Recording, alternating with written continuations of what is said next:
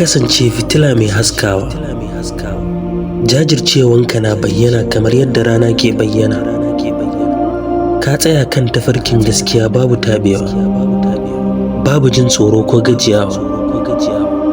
Duk wahalhalun da ka sha, ka ɗauke su da tawali'u. Gashi kana ƙoƙarin tabbatar da cewa 'ya'yanka sun samu ilimi mai kyau. Magana nake yi akan wanda taimako da tausayi sun zama halayensa.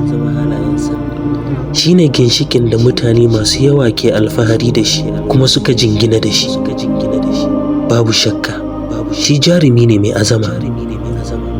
Ya tsaya tsayin daka wajen nuna ƙauna ga mutane. Duniya za ta yi alfahari da kai duk inda ka tsaya. Jarumin da ba zai taɓa faɗuwa ba. Magana nake yi akan Honorable Mas'ud Musa Bashar, turakin wazirin Sokoto. Duk wanda ya san ka, ya san cewa kana cike da ƙauna, mai tausayi da kishin al'umma. Ba iya iyalanka ke samun alkhairinka ba, har da talakawa da waɗanda suka raɓe ka. Kana kyautatawa kowa ba tare da son zuciya ba. Ba zan taɓa mantawa da taimako da kuma halaccinka gare ni ba.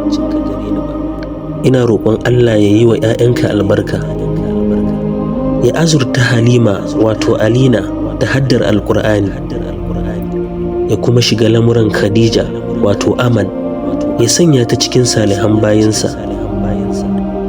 Allah ya saka maka da alkhairi, ya baka ladan wannan ƙoƙari da kake yi, ya haɗa ka da manzon Allah sallallahu alaihi wasallam a aljannansa maɗaukakiya. Amin thumma amin. Wannan saƙo ne daga Malama Aisha Zakariya. Na gode.